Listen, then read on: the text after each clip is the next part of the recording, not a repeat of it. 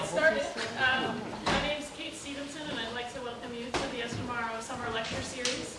We do this series every year. We do 10 lectures between the middle of June and the end of August, and every Wednesday night at 7 o'clock, and bring in a whole wide variety of craftspeople, architects, designers, to share their work with the local community. So we have still 3 more left in August. And just sort of sneak preview, we have next week on the 14th, Ted Seraldi, and he's going to be talking about the Duomo as design-build masterwork, the egg, the sunflower, and the brick. So come on over next week if you want to check out that lecture. And tonight I'm excited to introduce John Quale, who's here from University of Virginia, and he's going to be talking to us about sustainable affordable housing and eco-mod program that he runs down there. So, John, welcome.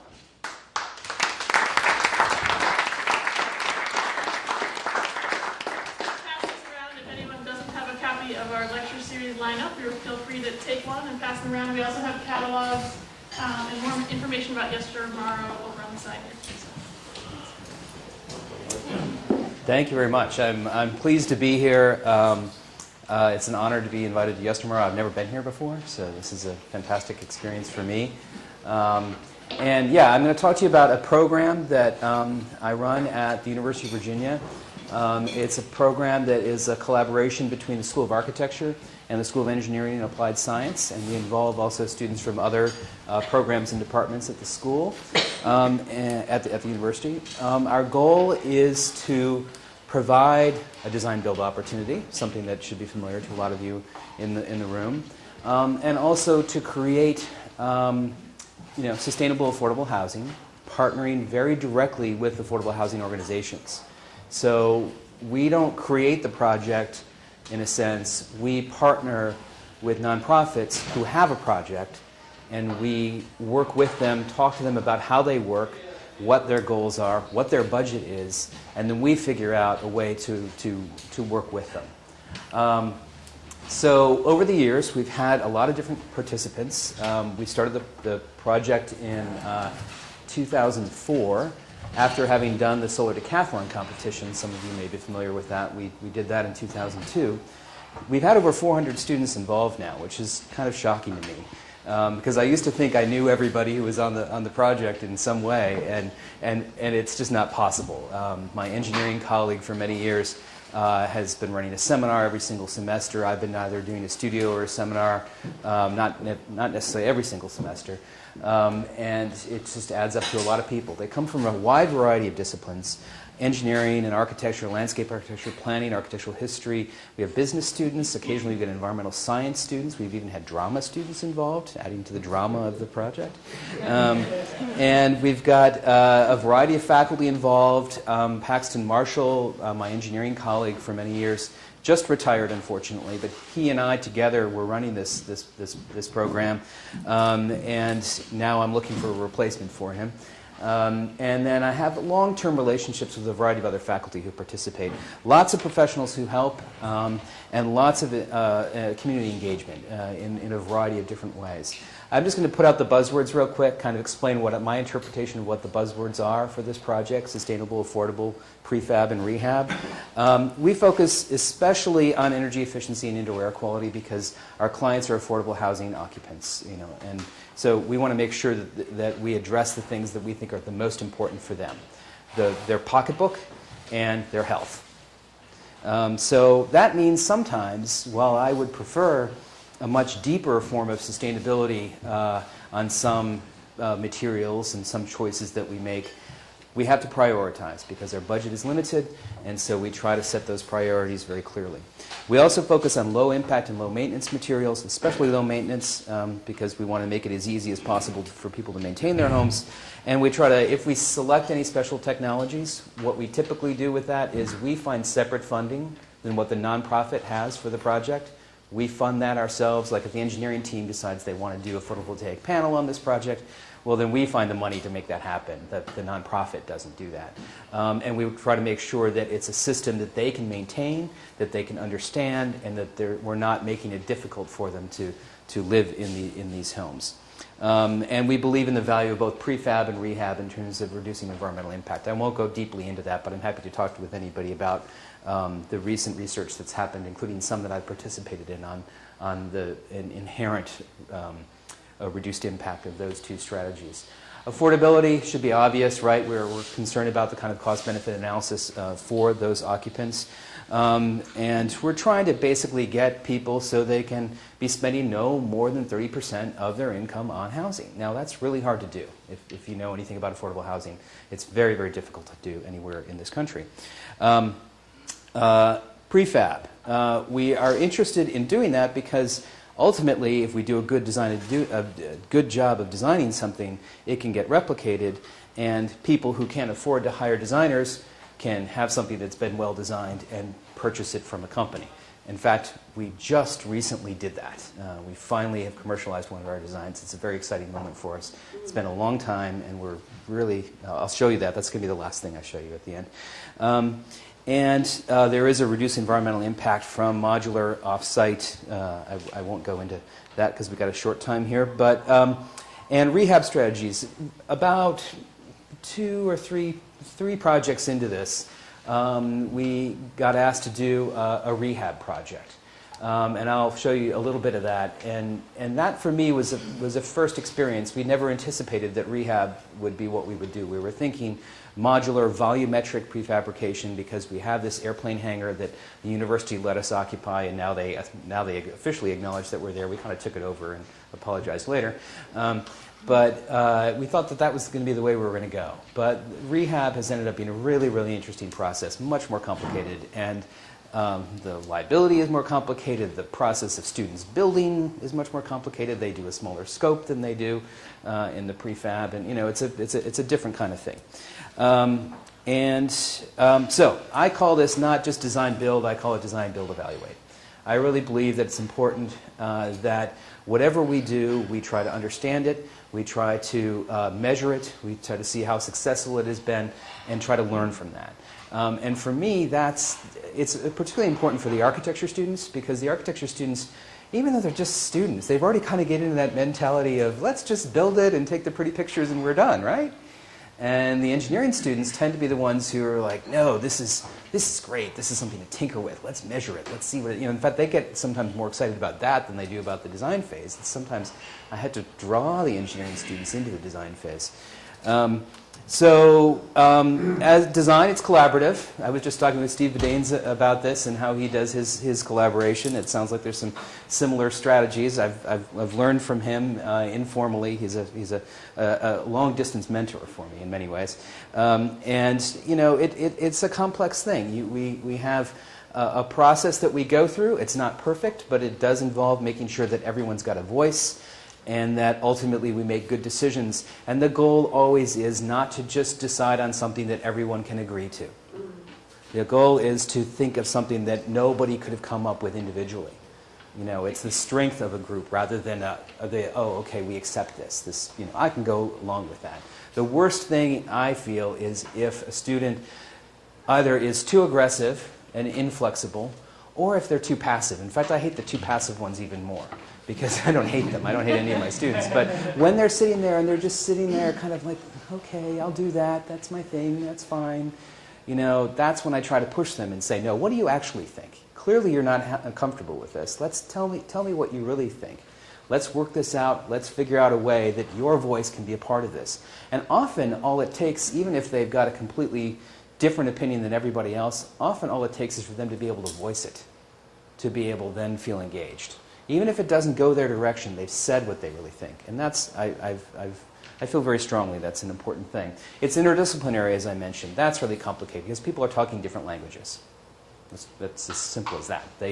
They're talking at each other sometimes and using different words, and it's not necessarily being understood. So we try to translate. We go through a rigorous decision-making decision-making process. Not always rigorous, sometimes rigorous. We aspire to rigor. Things get a little messy in the heat of things when there's a deadline approaching. But it is complicated, and I'll talk a little bit about that as well. And the students actually build it themselves. with a lot of advice from professionals. The only thing in terms of the prefab that the students don't do are the roofs, because I like to sleep at night, and the mechanical, the electrical panel, and the plumbing final hookups.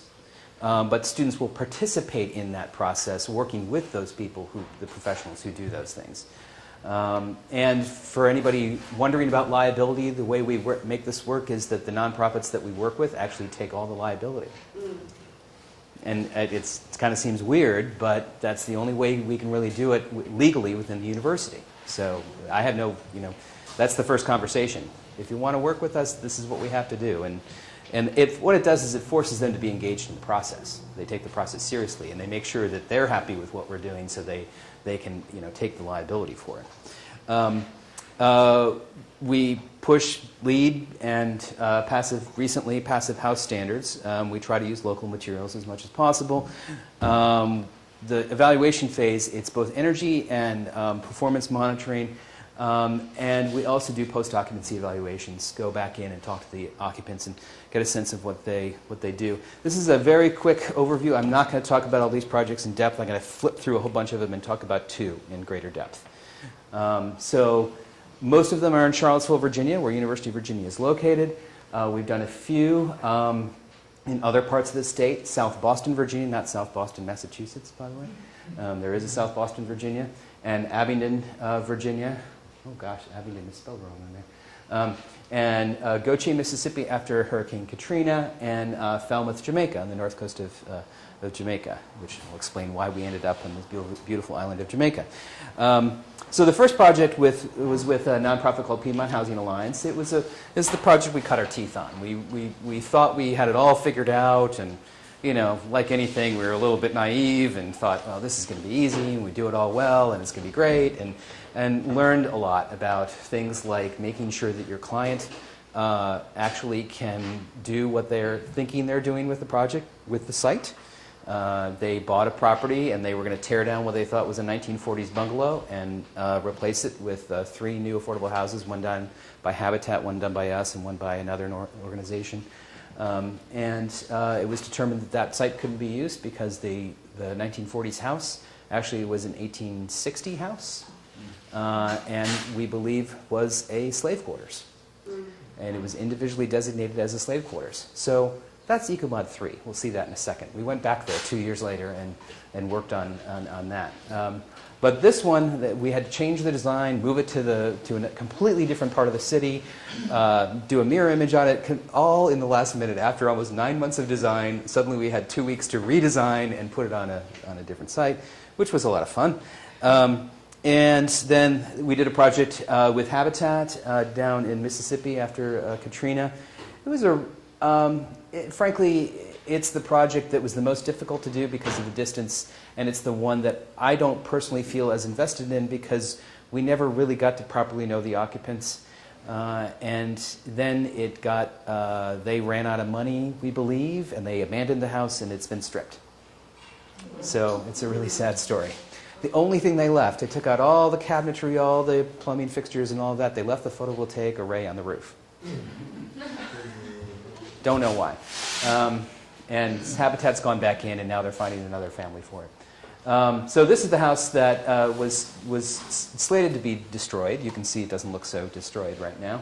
And we went back and took on historic preservation students, architectural history students, and decided that we were going to save that, put a small addition on the back of it to add a bedroom to make it more saleable to affordable housing clients, and to make it even more possible for an affordable housing client to get it. We added an accessory dwelling unit, an ADU, in the backyard, so the owner can rent that out, and from the rental income can help offset their mortgage, because there was a lot of money spent on this project.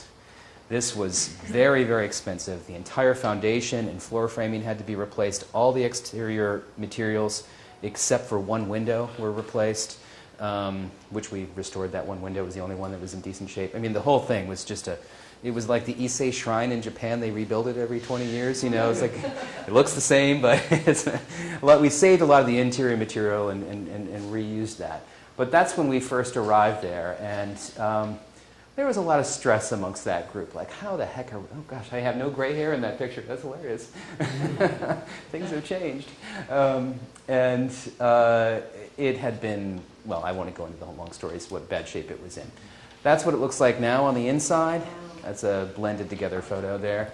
Kind of before and after at the top. Literally the thing was falling down. If you had pushed it too hard, it would have gone. But it was individually designated. The historic preservation students got really excited about doing the research on this, trying to track down, was this actually a slave quarters? We don't know.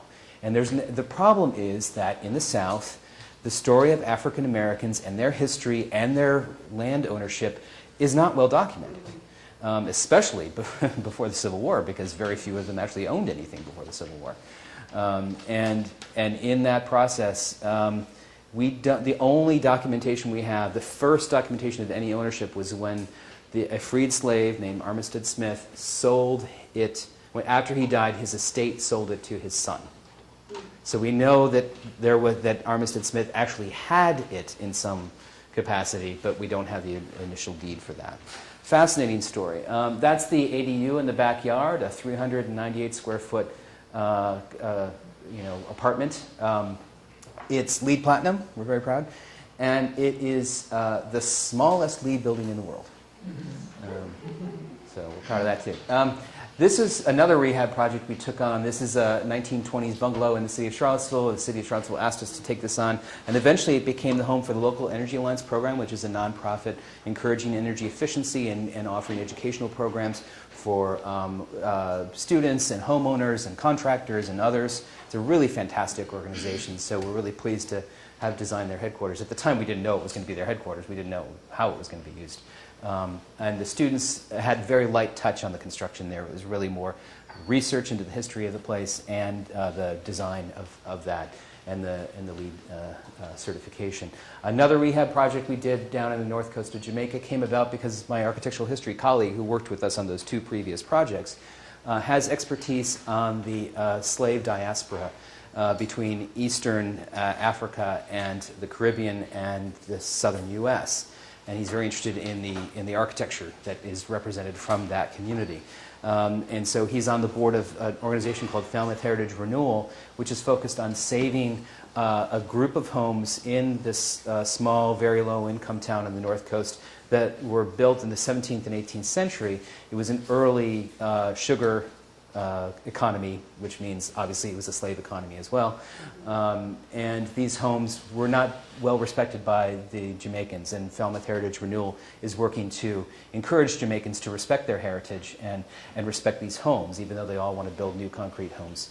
These are wonderful timber frame homes. We thought we were going to restore a timber frame home. It turns out that we didn't because it wasn't owned by the person we thought it was owned by, and we discovered that after a semester of design, and we got down there with our whole team there for a month of build and discovered that we couldn't work on that project and had to switch and had a week of design with this really nice client here, Marja, who had a little house that was. We thought, oh, that's great. We'll just restore this one, even though it was early 20th century. It was only less than 100 years old, or about 100 years old. And he, well, it turns out his home had complete and utter termite damage. So it's not even really a rehab; it's a rebuild. Again, the Issei Shrine, it got rebuilt. I'm going to spend a little more time talking about this project and then talk about a couple quick things and then that one that we've commercialized. This is a long-term project we've just started. It's with Albemarle Housing Improvement Program. Albemarle is the name of the county that surrounds Charlottesville. And they are working not only in the county but also in the city of Charlottesville doing, initially they did a lot of emergency repairs with federal and state funding. A lot of that kind of, just people who they have a hole in their roof and it's not safe to live there and that kind of stuff. But they lost a lot of their state and federal funding, and so they're trying to reimagine who they are and go after grant funding and other ways of bringing in money to continue to do the good work that they do. They decided that rather than kind of pick through one project at a time, which it's really hard to fundraise for, they had a great idea, which is to take on 2 city blocks and imagine that this is the part of the city of Charlottesville that has the highest density of people on their waiting list. There's like 50 people on their waiting list in this vicinity. It's not too far away from the university. In fact, student housing apartment buildings, really ugly ones, are kind of encroaching on this neighborhood. And they said, well, why don't we just do a block by block? You know, and they've now selected 2 blocks in this neighborhood that they're going to try to, so far they've got 35 families that are going to work, owner-occupied homes, that they are going to work on over the next couple of years. And we came in as a partner, as well as that nonprofit I mentioned before, LEAP, is a partner on this as well, to work on energy efficiency upgrades, and in particular with the design students' quality of life upgrades. Because, for example, well, I'll show you some examples of what those quality of life things are. This was this last month. That's our landscape architecture advisor, Nancy Takahashi, the chair of our landscape architecture program, and a couple of the students in the studio. We had from 9 to 6 all day for the entire month of July. Just finished up last week. So we've worked on 3 quality of life upgrades, and there's a lot of energy efficiency stuff that we've done as well. This is Anthony Wars here on the right. His grandfather built that house in 1917. He really loves this home. It's in terrible shape. There were huge holes in the wall. We did a blower door test. If you know anything about a blower door test, it was kind of meaningless because the big gaping holes in the side of the building, it's not, terribly high. It was the worst ever blower door test that had been ever done by the engineering students or by LEAP. He has a girlfriend who is in a wheelchair, and she had a heart problem at some point, and the ambulance came, and her wheelchair could not get out the front door. So they had to lift her up and take her out through that front door. And so we knew immediately, well, there needs to be some handicap accessibility stuff that's going to happen here. And so we've done that, and we've raised the money for these things, for the quality of life things, the handicap accessibility and other things that we've done separate from AHIP's money. But together with AHIP, we've gone in and done the fundraising, found some grants to make these projects happen. But another thing that we found out was that his girlfriend Ramona, because she's constrained to a wheelchair, and actually every time I had seen her until recently, she had always been in bed, she loves to be outside, and she loves flowers. Well, this is crazy. She can't get outside, even with the changes that we made to the front of the house that are happening right now still, to make a door that she can get outside. She can't actually get to what's a relatively generous backyard. So the students said, well, all the housing internal changes in this building are being done by AHIP. We had proposed some changes, and they didn't quite work out in the way that we thought they would. So we said, well, what are we going to do on this project? And immediately the students were like, let's make a deck, let's make a garden, let's make something that, that will work for her. I don't have the latest images, but we discovered in one part of the house, in which we think is the very earliest period of the house, there were some tree trunks used as joists, as the floor in there. So we've taken those, and they're all been replaced with proper joists now. We've cut them in half, and they're going to be the handrail on the top of this deck that's going up. It's going to have a shade device. It's got all sorts of planting strategies. There's going to be a little rose garden thing. I mean, the whole thing is going to be just a really nice, gracious place for this woman to go outside. And we also found extra money to get her out the back door so she can get directly onto that back and be fully accessible. This is another project. Really wonderful family, an older couple, retired. And, we asked them, they seem like really sweet people. And he said, well, is there anything that you would want that is above and beyond what AHIP is going to do for you already? And they said, well, the only problem is when we sit on the front porch, it's really bright in the late afternoon. We like to sit outside on the front porch in the late afternoon. And so they had this kind of bamboo blind thing. And they could still see through it, but it was almost too closed up, and they didn't like the look of it, and they said, we'd like something to maybe take care of that. And so the students came up with this. It's not quite done in this. It's not a final photo. There's a little bit more to do with it. But it's, they tested it out. They had the woman sit on the deck and look through it, make sure she could see the street that she wanted to see, but also not be seen. She liked the idea that she could see out and people couldn't see her, and it was giving her the shade. The students did They used Rhino and Grasshopper to determine exactly the sun angles and, plotted it all out. And then they showed it to her, and she said, yeah, that's about right. She knows exactly where that sun is at different times of the day. They showed her the sun animation, the solar animation for that day that they were, showing the design to her. And she's like, yeah, we'll come back at about 2:30, and you'll see. It's a little bit more this way, which was hilarious. This is Leticia Wilhite. She's the homeowner. Another project we worked on where she's got a beautiful living room. Very nice. You can see there in the background. The rest of her house, frankly, is in very bad shape, or was until recently in very bad shape. And the students, she had injured her knee and hasn't been as active because of that. And she's lost her job, but her husband is still working. And she had intended to do the renovation of her kitchen herself. And she'd gotten about halfway through about 10 years ago. And so the students said, well, how about we take that on? What do you want? And spent a lot of time talking to her, came up with a really nice design. There they are showing them. This was like 3 days into the studio. They're showing her ideas already, and she's giving feedback. And she's been giving feedback all the way along. She's hilarious and lovely, and the students love working with her. And they also had a back porch that it was rotting and moldy and all that kind of stuff, and they had at one point 6 people living in the house, including 2 grandchildren, and 2 bedrooms. So we thought, well, let's enclose that back porch into a proper bedroom. At least you'll have 3 bedrooms. It turns out the older daughter moved away, and so it's only 3 people living in the house with 2 bedrooms. But now she's decided she's going to do daycare back there, her own in-home daycare. So the students had to quick change their design and come up with a little cubbies for kids to come in. She's already getting her license to be a daycare provider.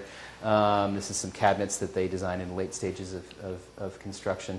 And we just did IKEA for the kitchen. There wasn't time to go through the whole process of designing and building a well-built kitchen in the short time that we had. It was complex enough to pick the right stuff and install it properly in there. They customized it a bit, and Leticia was very much involved in that decision-making process. This is early in the process where we were getting to know the carpenters from AHIP on the left, and then by the end, the students were self-sufficient and able to do so much more than what the carpenters thought they could do in the very first meeting. The carpenters we work with and the builders we work with sometimes tend to think that the students won't have any skills, and that they'll be bad builders, that there'll be quality control issues. The reality is exactly the opposite. Student builders are fantastic builders because they don't know anything. Because they want to learn and they want to do it right. They are taking ownership. They believe in it. They're not getting paid for it. They take it very, very seriously. So they spend a lot of time figuring out how to do this exactly right and staying extra hours and all of that. Whereas, frankly, a lot of contractors are like, well, that's good enough. Well, we're kind of done. And any quality control issues we've had have been with professionals, not with students, to be perfectly honest. There they all are collaborating, and there's always ends with a big party. This was last Friday night. If my kids are there, there's generally singing and chickens, because my wife has chickens, and there's generally superheroes, because my son's into superheroes. So he gets all the guys to put their masks on and do sword fights with the superheroes. So we try to have fun.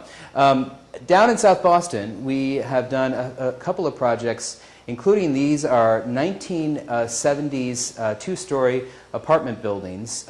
We have the opportunity to almost do an eco-mod village. These are these apartment buildings, 6 of them. And then I'm going to show you 2 homes that are newly completed here, and then there's 13 other lots, and we have a strategy for these 13 other lots as well. If this all happens, it'll be really amazing. So those are the apartment buildings. They're in seriously bad shape. They're not even good enough to be Section 8 housing. So we're trying to upgrade them to be Section 8 housing. And what we're actually doing is the students have done a schematic design, and we're handing that off to an architecture firm, because we can't do professional services, but we can vision things. And so we've done that, and now there's this fantastic firm in Virginia with a couple of employees that are former students of mine working there who are going to take it to the next level and do a professional set of drawings and get it estimated. But the nonprofit that we're working with has recently purchased these, a fantastic nonprofit, and these are some of the initial, that's like the low cost, just add some balconies and improve the building envelope, put some shade devices up, because there's a lot of heat gain. It's a really intense humid environment, and just having shade is one of the most important things you can do there. This was the more, hey, wouldn't it be great if we could make porches all the way around and shade, and that's a little more of a vision that I don't think we're going to be able to accomplish. And then those 13 other lots that I mentioned, we're going to be doing these one-story ranch houses. They typically do, when they build new construction, they only build single-family detached, and they tend to do ranch houses. So we said, okay, we can do a ranch. We'll do a better ranch. We'll do it, for the same per square foot cost, but we'll make it more energy efficient, and we'll make it a nice design. And these are the designs that the students came up with all different kind of modular components to make that work, some renderings of what that would look like. And if we had shown them this when we first started working with them, they would have been freaked out. Modern design, that's really scary. But because of this next project, they now love these. So we brought them along in terms of bringing them into the 21st century in terms of design as well. So that came about because of EcoMod 4, which is the design that we finished in 2009 and now has been commercialized. So I'm going to spend the rest of my time mostly talking about this. This was done for Habitat for Humanity. The aspiration was net zero. Net zero is a great aspiration if you have people who live in it who are willing to be net zero. It's not just about what you design, it's about the people living in it. And we have found they've only been net zero for, I think, about 5 months now, and not consistently. So that's a bit of a challenge. But we did it for $125 per square foot, which is quite good in Charlottesville. It's certainly in the range of what Habitat for Humanity does there. And I think our official notification is coming next week. We've got LEED Gold on that. This is the design. Yes, it's contemporary. It's very simple. There's not a lot of big design moves you can make when you have a very limited budget. But the whole idea was that the students wanted to be able to look out, have every window aligned with some other window. So there's no windows that don't align with something. So you come in the front door and you look straight out, and if you look out next to the stair at the back, you've got a window, but there isn't a window. There's a window here, but there's no window behind the stair. And up the stairs there's a window, but there's no window there. So we're very selective where to put the windows, just to make it seem like it's completely open on the back of the house. And then you look back, and you've got daylight, directly aligned with that there. The same thing is true looking both directions in the long direction of the house inside. Very simple materials, very clean, not a lot of fancy design moves. This was the most, slightly fussy thing we did to make these little things in there, and they didn't end up in the commercialized version of it because money was tight and it was complicated for the modular company to do that. There's the front of it.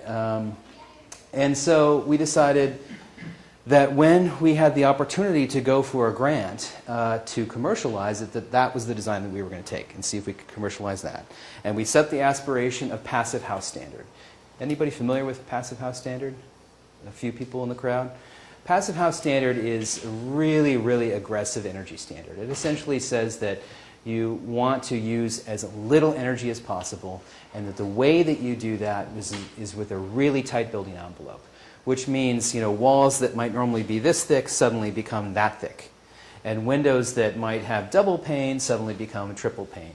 And might cost $7,000 for the house suddenly become $40,000 for the house. They're very expensive windows.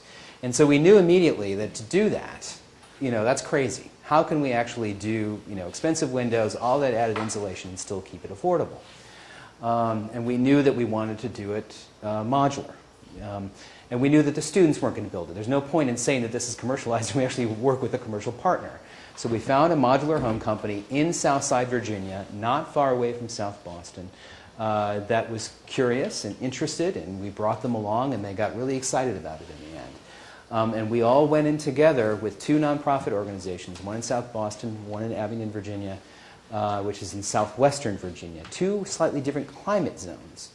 And we all went to what's called the Tobacco Indemnification and Community Revitalization Commission of the Commonwealth of Virginia. I think I got all the words right. That is the group that got all the money from the big tobacco lawsuit. When all the states got together and sued the tobacco companies and millions of dollars went to these states, Virginia, surprisingly for me, was pretty clever and put that into an economic development commission. That they have to spend that money down on economic development in southwestern and southside Virginia, which is what's called the tobacco footprint of Virginia. It's the part of the state that had an economy largely based on tobacco and furniture making and textiles. Furniture making, textiles, and tobacco are all gone. There's the jobs have just left. And so the Tobacco Commission, or TIC as we call them, and they are a little bit of a tick sometimes. They actually, the tobacco companies have no control over this. This is actually a state-appointed board. The tobacco companies don't sit on it. It's the local politicians and others that participate. And so we got a $2.45 million grant from them, split between myself and a colleague who does transitional disaster relief housing.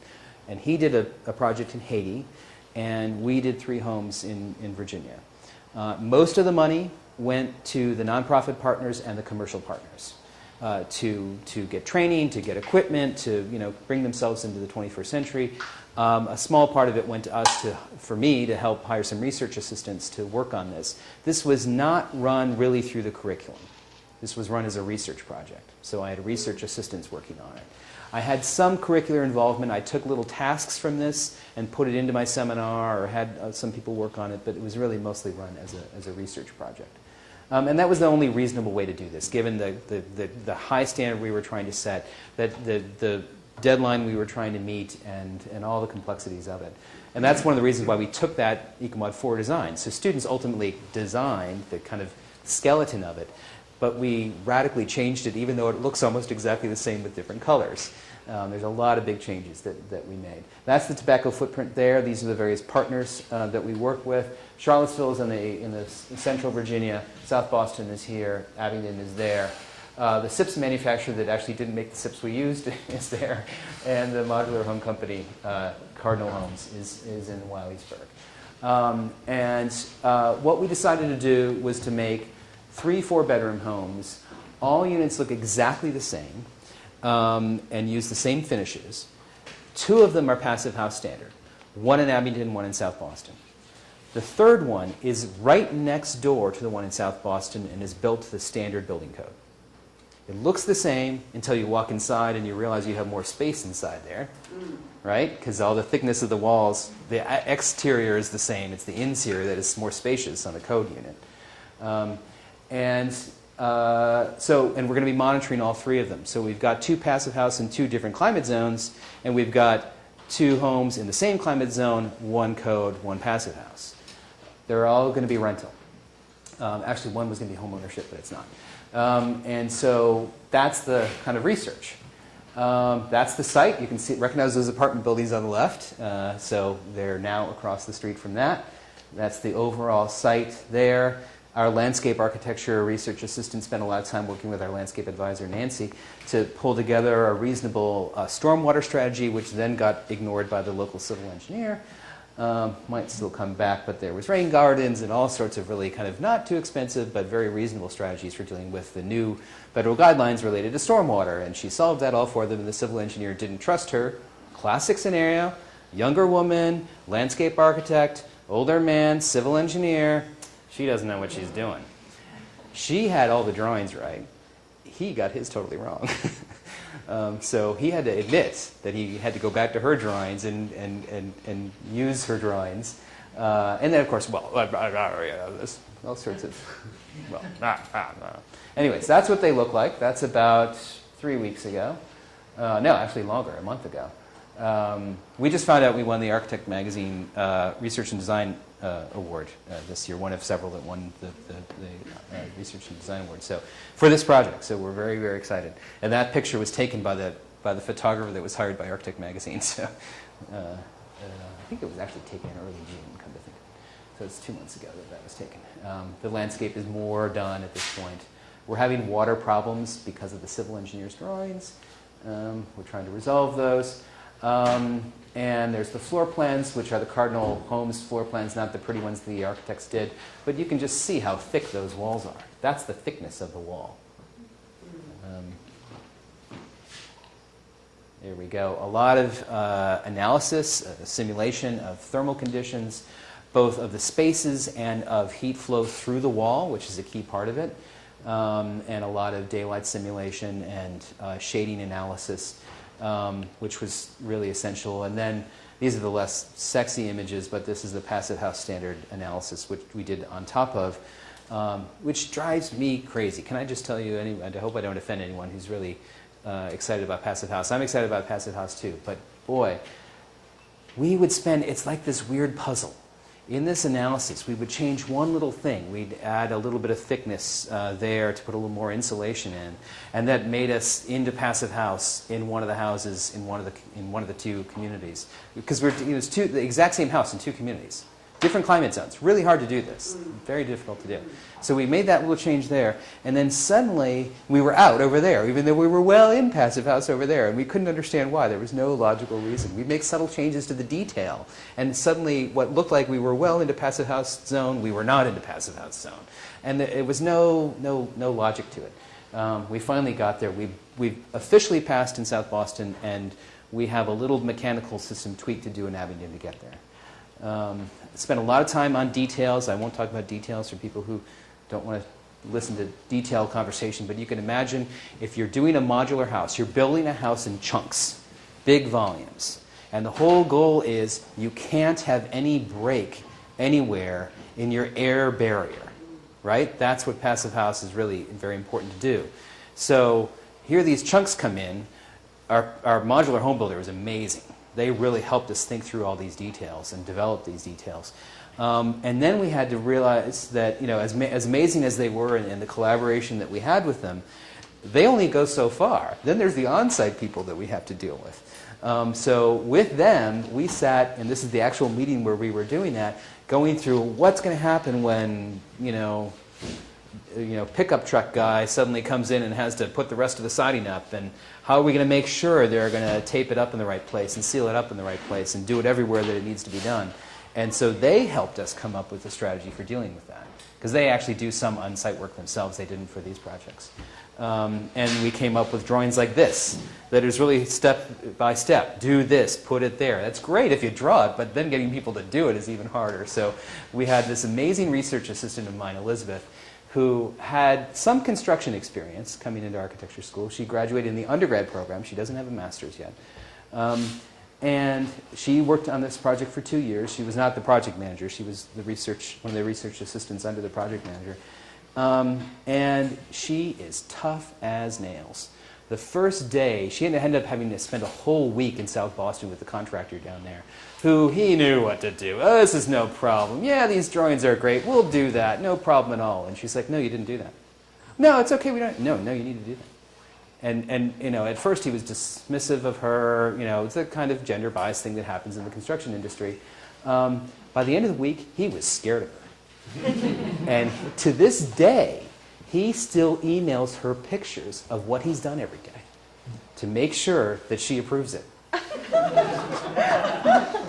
She's amazing. I love her.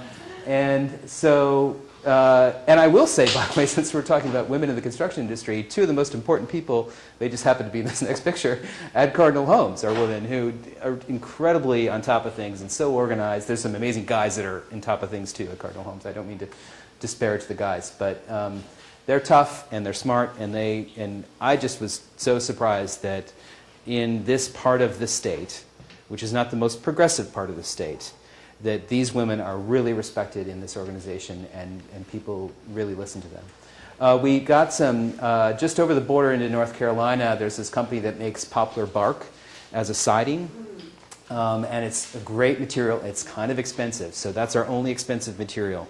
I think it's $5.50 per square foot or something like that, so it's not cheap. But it's beautiful, and it's the thing that took our nonprofit into the zone of, gosh, this is a beautiful house. Sometimes it's just the materials that make the difference. When we could explain to them logically why the windows were they were, because they were all for logical reasons, and why the roof did what it did in terms of a slope. It didn't look like a conventional roof. Well, there's only one gutter and one downspout. Come on, we're saving money here. Those kinds of things they got over when they began to realize there's a quality of light and there's a quality of materiality in the space. So they were made in the factory. They were transported onto site. We really had to think about that line between the foundation and the house and making sure that air barrier wasn't penetrated. There's Elizabeth's dog in the left over there. He was guarding the thing, and there it is later, taken by the Architect Magazine photographer. Late at night, Elizabeth was there sending this picture of late at night. We finally got the last module on. When you're doing Passivhaus Standard, all this stuff, which looks totally normal, right? That's all bad because you've punctured the air barrier. So we had to go into every single one of these things and take care of them all. And she kept a list of every single one of them. And constantly doing a blower door test to test the air pressure inside the room to see how we were doing, to see how close we were getting all the way along. And it was there you go. You see the bark up close there.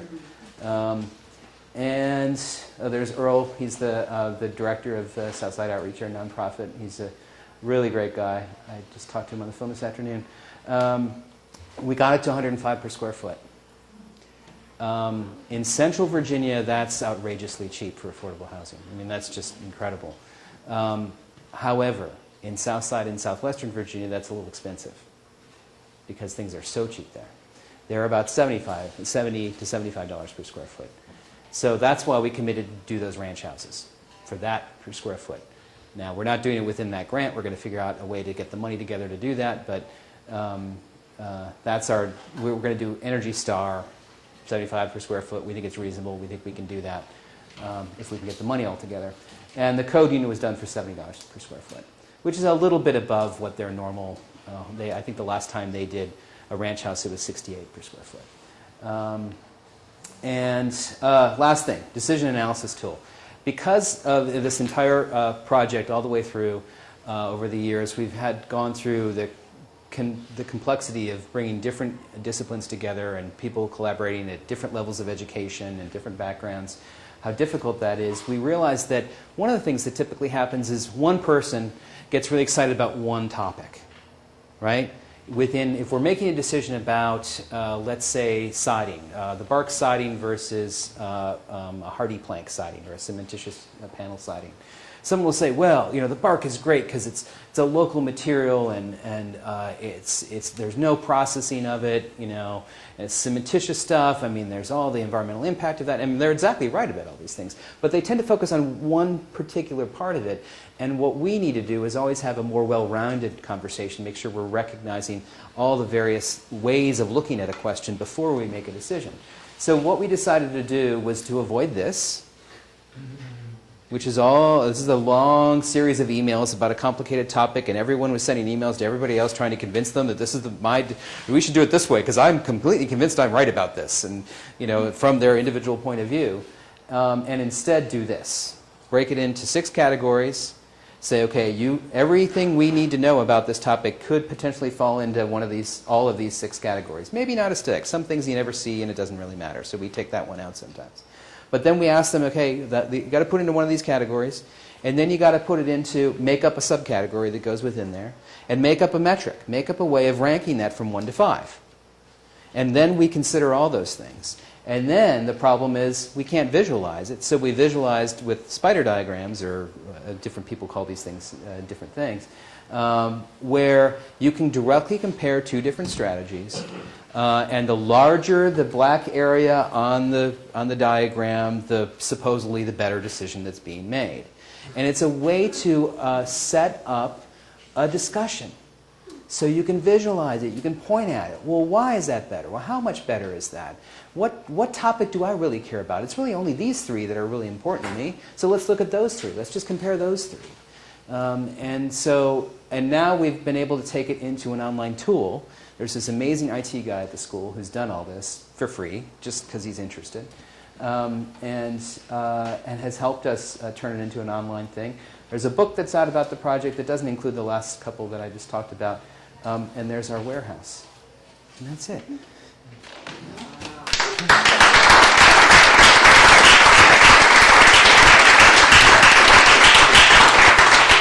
So it looks like I have about 5 minutes for questions. Any questions? The cost of the land that you're dealing with. We didn't include the cost of the land in any of these. Sometimes it's donated. In the South Boston situation, it was donated by the town of South Boston to the nonprofit. And that was a good situation of donated land. Nonprofits often, affordable housing nonprofits often get land donated. Sometimes that encumbers the nonprofit. And the specific example of that is the one that the Ecomod 4 project, that one on the cover of the book. That one, the city of Charlottesville gave that property to Habitat for Humanity, and it's actually in the backyard of the headquarters for LEAPS, that 1920s bungalow that we did rehab on, the Eco Remod 1. So they had separated it into two different properties and said, "Here, Habitat, take this. It's a free property." Well, you can imagine with this kind of sarcasm I'm putting in my voice there that it maybe wasn't so free. When it turned out that what had happened is that had been used as a dumping ground in the 1930s through the 1950s. Huge chunks of concrete. I don't know what they could possibly have been. They were literally this thick and as large as that screen, sitting exactly where our foundation is supposed to be. So you can't build on top of that. We had done soil testing, but the soil testing wasn't in the right spot to find.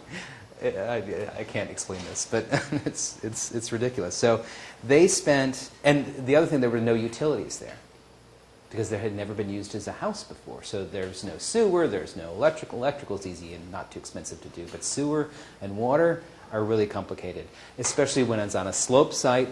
And so the sewer had to drain down the hill, and the water had to come from up the hill. So it was we couldn't even put them near each other. They spent between the utilities and the excavation, and the fact that we also rotated the building. That's not supposed to be the front. That's supposed to be the side of the house, by the way, in the initial conception of the design. I think it's actually better that it's the front, but it wasn't initially the front. And that they spent over $100,000 just dealing with their free site.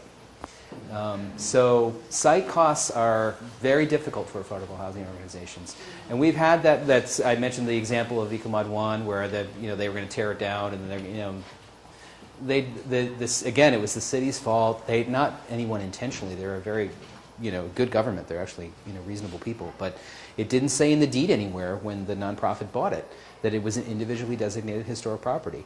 It's a darn good thing that when the demolition permit went in, that someone discovered that it was individually designated, because it's actually a really important cultural heritage that would have been lost if we didn't save that.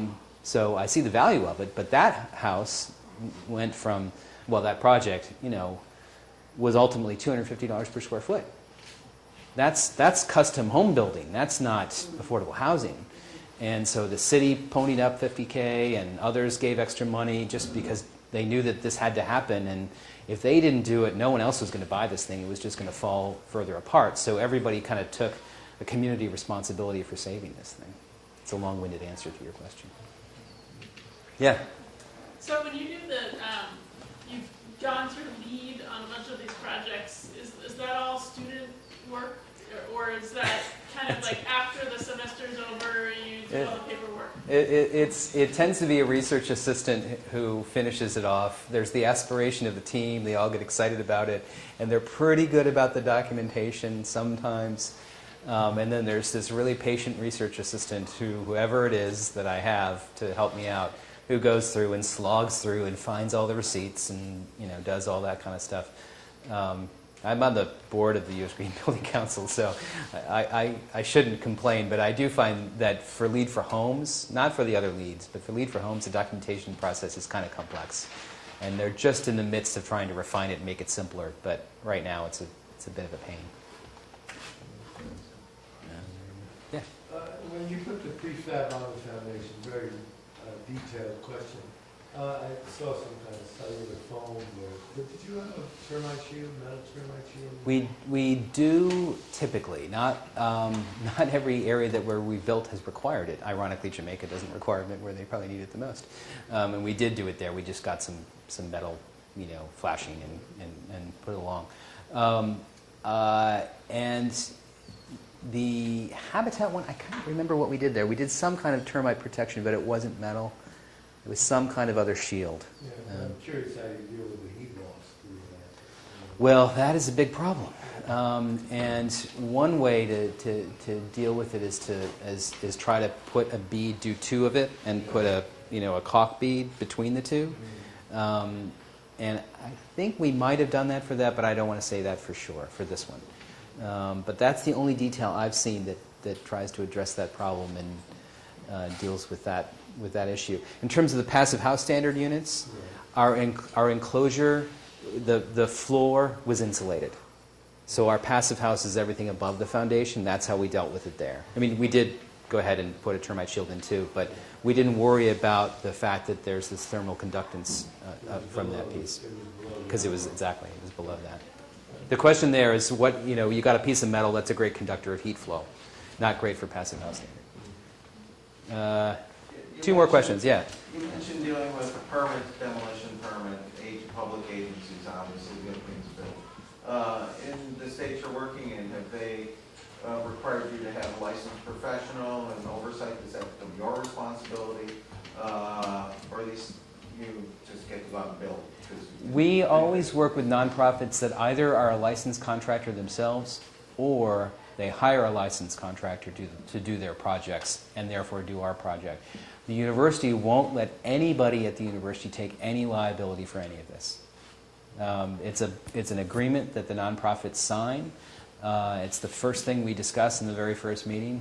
What we do is volunteer labor and volunteer design, and they have to own it. But you're producing documents that you file for permits. We're producing documents that they review. Occasionally they make suggestions for changes, and they submit. It's really strange. But it's the only way that we're able to do these projects at the university. Every university does it a little bit different. Maybe Steve's got a different example of what he does. But I know in our case, we're not allowed to submit for a permit. And we'll even go with the contractor to the permit office and be there for the inspection. But officially, we have no liability. And actually, for residential in Virginia, you don't even need to have a licensed professional to do it. Anybody can walk in with any drawing and submit and get a permit. So that makes it even easier. Yeah? So how passive would your house be if you were to take it from Virginia and plop it in the backyard here? It would work pretty well. If we were to go further south, it would be a problem. We fine-tuned it for the humidity levels at the worst case we could imagine, which is pretty bad, but not the same that you would get in New Orleans or Orlando. It could go north. It could migrate north and it would be fine.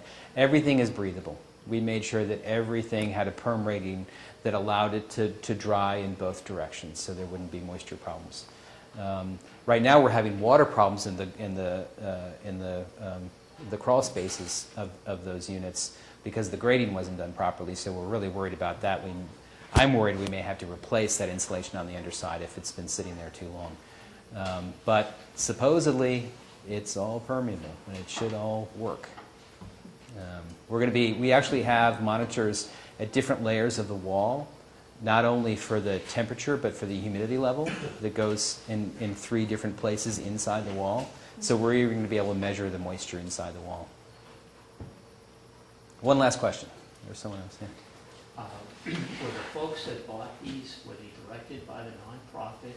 Is that where they came from? They, with the very first project and the rehab project with the ADU in the backyard, they were put on the market to people who qualified for affordable housing.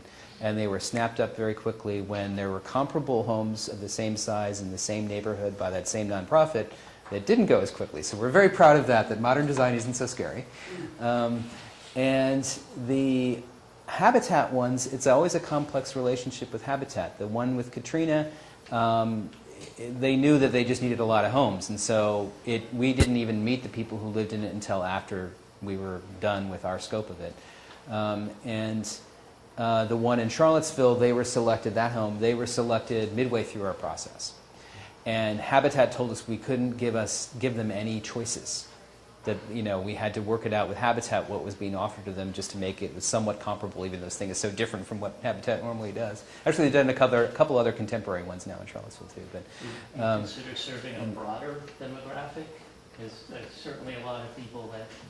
Well, that's why we wanted to commercialize it, because I think that there's a market rate interest in this kind of thing, especially passive house standard for 105 per square foot. We think we've asked Cardinal 3 or 4 times, are you sure you can replicate it for that? And he's like, no, this is real. These are real numbers. You know, the grant funding was there, but they were tracking it like it was a normal job. Everything they spent, all the hours they spent, all the extra meeting time with us, you know, without the Passivhaus consultant fees, which is probably about $5,000, we can replicate it for that. So I think there may be a market for it. When it's now being able to be licensed by Cardinal Homes, that design, and when they sell it to an affordable housing organization, there's a very small token fee. I think that's got set at $50 or something like that, just to acknowledge there's intellectual property there. And that $50 goes to UVA. Any other profit goes to Cardinal. If it's at market rate, then it would be whatever a normal fee is for if you buy a design for a home and have a modular home builder buy it, about $1,200 maybe. If they sell it to a market rate person, that fee would go to UVA, and any other profit goes to Cardinal. So, thanks very much.